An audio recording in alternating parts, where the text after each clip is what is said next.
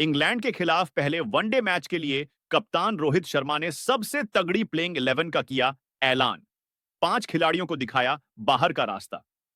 लेकिन अब बड़ा सवाल यह है, आखिर कौन करेगा रोहित के साथ ओपनिंग? यशस्वी जायसवाल या फिर वैभव सूर्यवंशी?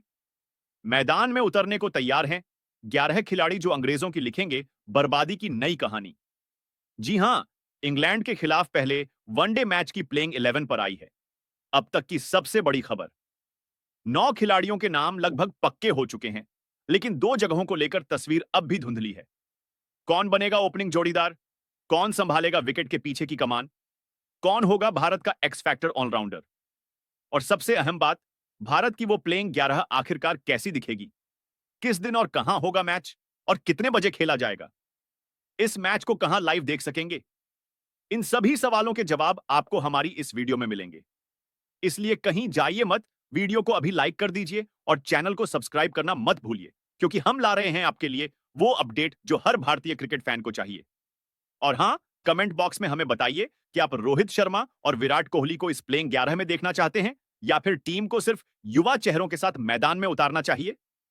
दोस्तों, टेस्ट सीरीज का ड्रामा खत्म हुआ।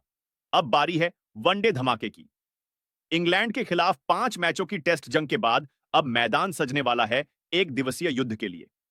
और मैदान पर उतरने से पहले जो सबसे बड़ी खबर आ रही है, वो ये कि कप्तान रोहित शर्मा ने अपने 11 धुरंधर योद्धाओं का चयन कर लिया है, जो पहले वनडे में अंग्रेजों को घुटनों पर ला सकते हैं। तैयार हो जाइए, क्योंकि अब बारी उस फॉर्मेट की है जिसका इंतजार हर क्रिकेट प्रेमी को बेसब्री से रहता है। रोमांच, तेज रफ्तार, हर गेंद पर पलटती कहानी। यह है वनडे क्रिकेट और यह है भारत बनाम इंग्लैंड का महासंग्राम। तो आपको बता दें, भारत और इंग्लैंड के बीच पहला वनडे मैच 14 जुलाई को बर्मिंघम के ऐतिहासिक मैदान पर खेला जाएगा। इस मुकाबले को लेकर उत्साह अपने चरम पर है और हजारों लोग इस मैच को स्टेडियम में देखने के लिए टिकटें बुक कर चुके हैं। भारतीय समयानुसार इस मैच में टॉस शाम 5 बजे होगा और पहली गेंद फेंकी जाएगी 5:30 पर। यानी क्रिकेट का असली मजा शुरू होगा उस वक्त जब देश की सड़कों पर सन्नाटा और मोबाइल स्क्रीन पर धमाका होगा। और हां, इस पूरे मुकाबले का लाइव टेलीकास्ट आपको मिलेगा जियो हॉटस्टार ऐप पर। तो तय कर लीजिए अपनी जगह, निकाल लीजिए पॉपकॉर्न और बैठ जाइए पूरे जोश के साथ, क्योंकि अब मैदान में उतरेंगे वो 11 नाम जिनके आगे इंग्लैंड की सबसे मजबूत बैटिंग और बॉलिंग लाइनअप भी कांप उठेगी। तो चलिए, देर न करते हुए भारतीय टीम की प्लेइंग 11 देख लेते हैं। भारतीय टीम की मौजूदा प्लेइंग 11 में पहला नाम आता है रोहित शर्मा का। रोहित सिर्फ एक कप्तान नहीं है, वो एक युग है। एक ऐसा व्यक्तित्व जो शांत दिखता है, लेकिन उसके अंदर एक आग है, जीतने की, लड़ने की और अंत तक टिके रहने की। जब वो बल्लेबाजी के लिए उतरते हैं, तो मैदान पर एक अलग ही सन्नाटा छा जाता है। गेंदबाज की हर सांस भारी हो जाती है, क्योंकि सामने एक ऐसा बल्लेबाज खड़ा होता है जो अगर जम गया तो फिर गेंद कहीं भी डाल लो, वो उसे बाउंड्री पार भेजे बिना नहीं मानता। रोहित शर्मा का स्टाइल क्लासिक है, टाइमिंग ऐसा कि गेंद बस बल्ले को चूमकर बाहर निकलती है। लेकिन सिर्फ उनके कवर ड्राइव या पुल शॉट की बात करना उस इंसान के प्रति अन्याय होगा, क्योंकि रोहित एक कप्तान के रूप में और भी बड़ा है। उसने ना सिर्फ अपनी बल्लेबाजी से भारत को कई बार बचाया है, बल्कि कप्तानी में अपनी सूझबूझ, शांत स्वभाव और गहरी रणनीति से भारत को वो लय दी है जो बड़े टूर्नामेंट जीतने के लिए चाहिए।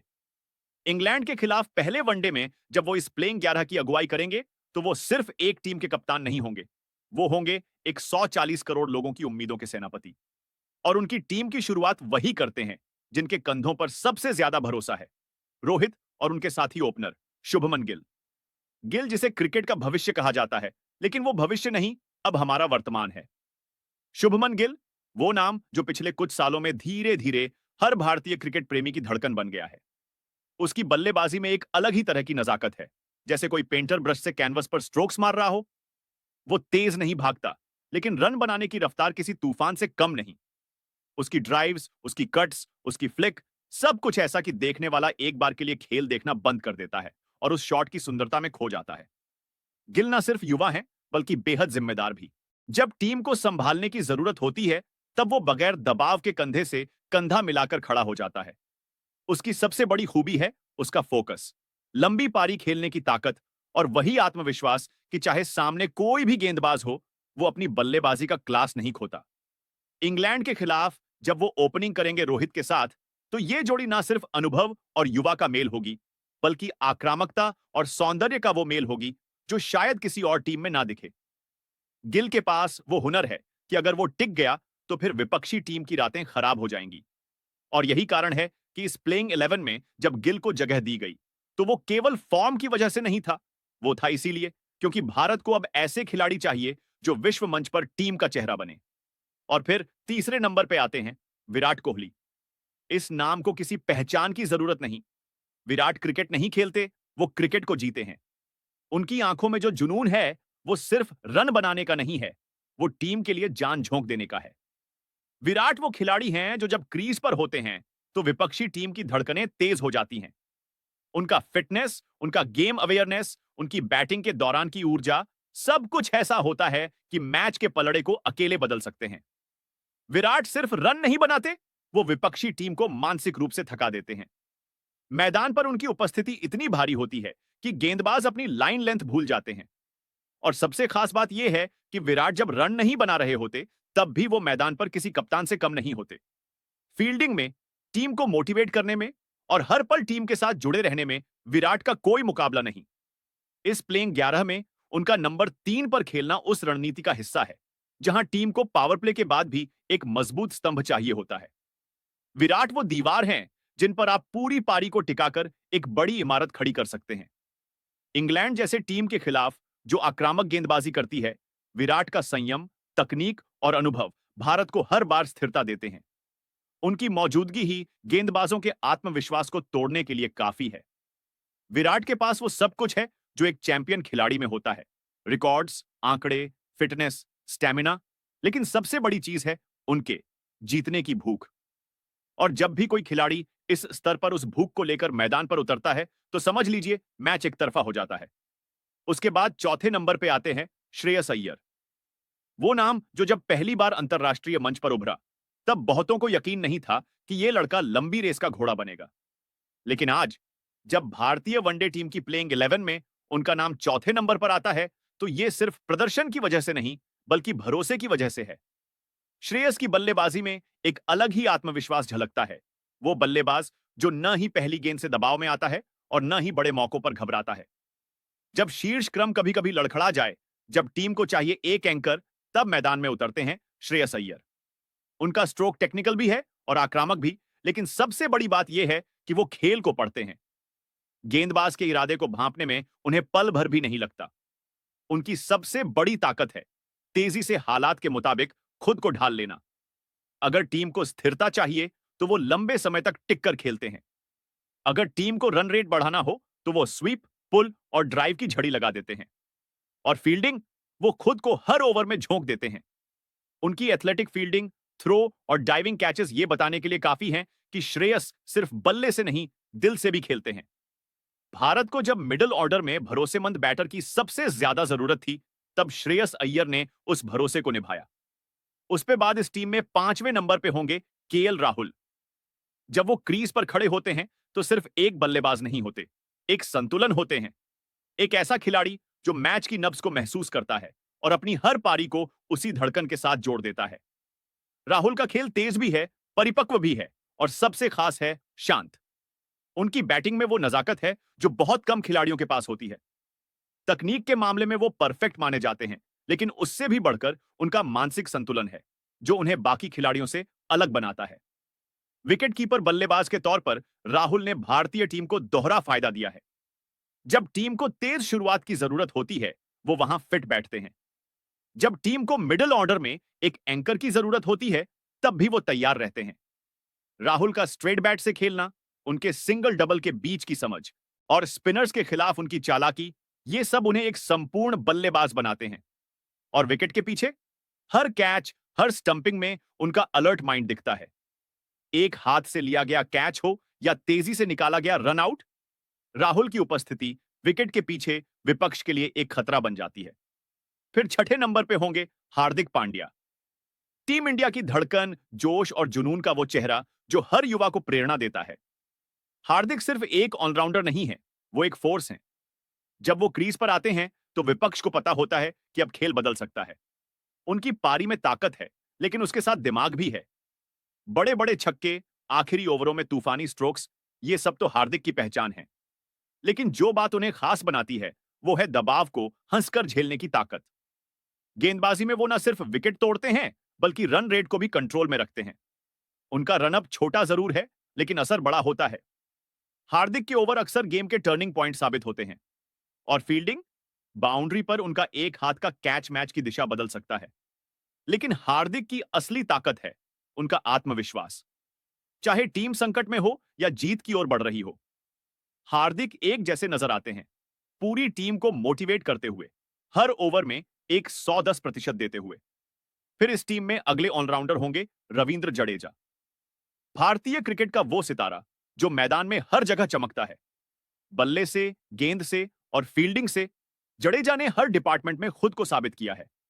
एक सच्चा ऑलराउंडर जो मैच की दिशा को किसी भी पल पलट सकता है। बल्ले से जडेजा जितने आक्रामक हैं, उतने ही जिम्मेदार भी। जब नीचे के क्रम में रन चाहिए होते हैं, तो वो न सिर्फ रन बनाते हैं, बल्कि एक मजबूत साझेदारी की नींव रखते हैं। उनके कवर ड्राइव्स और स्लॉग स्विंग्स दोनों उतने ही प्रभावशाली होते हैं। गेंदबाजी में जडेजा का एक्शन जितना सरल है, असर उतना ही घातक। उनकी टाइट लाइन लेंथ, स्पिन और तेज रफ्तार में बदलाव उन्हें एक अलग स्तर का स्पिनर बनाता है। जडेजा स्पिन से बल्लेबाज को जकड़ लेते हैं और फिर एक पल में विकेट ले जाते हैं। और फील्डिंग, उनके थ्रो से बल्लेबाज भागने से डरते हैं। मैदान के किसी कोने में हो, वो रॉकेट थ्रो और सुपरमैन कैच लेने में उस्ताद हैं। उन्होंने भारतीय क्रिकेट की फील्डिंग स्टैंडर्ड को अलग ही स्तर पर पहुंचा दिया है। उसके बाद 8वें नंबर पे होंगे वो चाइना मैन गेंदबाज, जिसने पिछले कुछ वर्षों में भारतीय स्पिन अटैक को एक नया रूप दिया, कुलदीप यादव। कुलदीप की गेंदबाजी एक रहस्य की तरह है। वो ना तो ज्यादा तेज गेंद फेंकते हैं, ना ही जमीन पर गुस्सा दिखाते हैं, लेकिन उनकी गेंदों में जो चालाकी है, जो फ्लाइट है और जो टर्न है, वो किसी भी बल्लेबाज को कंफ्यूज कर सकता है। कुलदीप के पास वो जादू है जो धीरे धीरे बल्लेबाज को अपने जाल में फंसाता है।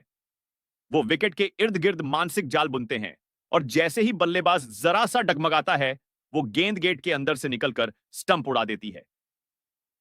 कुलदीप का नियंत्रण, उनकी लाइन लेंथ और उनका गेम सेंस भारतीय टीम को एक ऐसा स्पिन विकल्प देता है जो पिच पर निर्भर नहीं करता।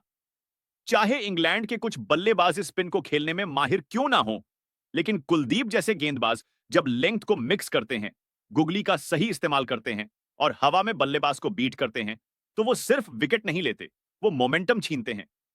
यही वजह है कि भारत ने कुलदीप को इस प्लेइंग 11 में रखा, क्योंकि वनडे जैसे फॉर्मेट में जब एक पारी के बीच का हिस्सा धीरे चलने लगे, तब कुलदीप अपने जादुई स्पेल से मैच का रुख बदल सकते हैं। अब आते हैं उस यंग पेसर पर जिसने अपनी स्विंग और सटीकता से बहुत कम समय में दिल जीता है, अर्शदीप सिंह। अर्शदीप ना सिर्फ एक बाएं हाथ के गेंदबाज हैं, बल्कि एक ऐसे बॉलर हैं जिनके पास डेथ ओवर्स की जिम्मेदारी संभालने का मादा है। उनकी सबसे बड़ी खूबी है उनकी संयमित गेंदबाजी और यॉर्कर मारने की क्षमता। अर्शदीप वो खिलाड़ी हैं जो दबाव में भी शांत रहते हैं और उनकी हर गेंद प्लान के मुताबिक होती है। जब विपक्षी बल्लेबाज बड़ी हिट लगाने के लिए तैयार होता है, तब अर्शदीप एक धीमी यॉर्कर या लेफ्ट आर्म एंगल से बाहर जाती गेंद डालते हैं, जिससे बल्लेबाज मिस टाइम कर जाता है। उनके पास सीम मूवमेंट है, स्विंग है और साथ में वो टीम के लिए एक टोटल पैकेज की तरह सामने आते हैं। भारतीय गेंदबाजी अटैक में लेफ्ट आर्म पेसर का होना बैलेंस देता है और अर्शदीप वही बैलेंस इस टीम में लाते हैं। वो गेंदबाज नहीं, वो एक रणनीति है। और जब वो शमी और सिराज जैसे अनुभवी गेंदबाजों के साथ उतरते हैं, तो भारतीय पेस अटैक की धार दुगनी हो जाती है। फिर 10वें नंबर पे आता है वो गेंदबाज जिसकी एनर्जी, एग्रेशन और पैशन, इन तीनों का कॉम्बिनेशन विरोधियों के लिए सबसे खतरनाक साबित होता है। जी हां, बात हो रही है मोहम्मद सिराज की। सिराज वो तेज गेंदबाज हैं जो सिर्फ विकेट्स नहीं लेते, वो मैदान में एक आग लेकर चलते हैं। उनकी गेंदबाजी में गति है, उछाल है और सबसे जरूरी इरादा है। सिराज जब गेंदबाजी करते हैं तो हर गेंद मानो एक चुनौती होती है। रनअप से लेकर फॉलो थ्रू तक हर चीज में एक जुनून झलकता है। सिराज नई गेंद से भी प्रभावशाली है, लेकिन उनकी सबसे बड़ी ताकत है रिवर्स स्विंग और बैट्समैन को परेशान करने की मानसिकता। वो बल्लेबाज को एक ही लेंथ पर कई बार गेंद डालकर मजबूर करते हैं गलती करने को। और जब विकेट मिलता है तो उनका जश्न, उनकी दहाड़ टीम को एक नई ऊर्जा देती है। सिराज वो खिलाड़ी हैं जिनके पास खुद को प्रूव करने की भूख है, और इस भूख ने उन्हें टेस्ट, वनडे और टी20 हर फॉर्मेट में एक घातक गेंदबाज बना दिया है। इस प्लेइंग 11 में सिराज एक अटैकिंग ऑप्शन है और वो बार बार विकेट निकालने के लिए ही गेंदबाजी करते हैं। उनकी मौजूदगी विपक्षी बल्लेबाजों को हर वक्त दबाव में रखती है। और 11वें नंबर पे आते हैं भारतीय क्रिकेट की तेज गेंदबाजी के सबसे भरोसेमंद स्तंभ, मोहम्मद शमी। शमी सिर्फ एक गेंदबाज नहीं है, वो भारतीय गेंदबाजी के इतिहास के उन चुनिंदा नामों में आते हैं जिन्होंने हर परिस्थिति में अपनी गेंदबाजी से भारत को गौरव दिलाया है। शमी की लाइन लेंथ, उनकी सीम पोजीशन और उनका स्पेल दर स्पेल कंसिस्टेंस रहना, ये ऐसी खूबियां हैं जो उन्हें एक बेहतरीन गेंदबाज बनाती हैं। शमी के पास वो हुनर है कि वो नई गेंद से इनस्विंग करा सकते हैं और पुरानी गेंद से रिवर्स। वो विकेट के दोनों ओर मूवमेंट निकालते हैं और उनका बाउंसर अचानक आकर बल्लेबाज को चौंका देता है। सबसे खास बात, शमी कभी हार नहीं मानते। चाहे कितनी भी बल्लेबाजी हावी क्यों ना हो, शमी का अगला ओवर हमेशा नई उम्मीद लेकर आता है। उनकी फिटनेस, उनकी रनअप और उनका एक्सपीरियंस, ये सब उन्हें इस टीम का सबसे भरोसेमंद गेंदबाज बनाते हैं। और जब सिराज और अर्शदीप दबाव बनाते हैं, तब शमी वो गेंदबाज हैं जो विकेट निकालकर मैच को भारत की तरफ मोड़ देते हैं। इस प्लेइंग 11 में शमी को होना मतलब हर समय एक अनुभवी स्ट्राइक बॉलर का होना, जो हर कप्तान का सपना होता है। अब आप लोग बताएं कि आप भारतीय टीम की प्लेइंग 11 में किस खिलाड़ी को देखना चाहते हैं, और क्रिकेट की ऐसी ही बेहतरीन वीडियो के लिए हमारे चैनल को सब्सक्राइब जरूर करें।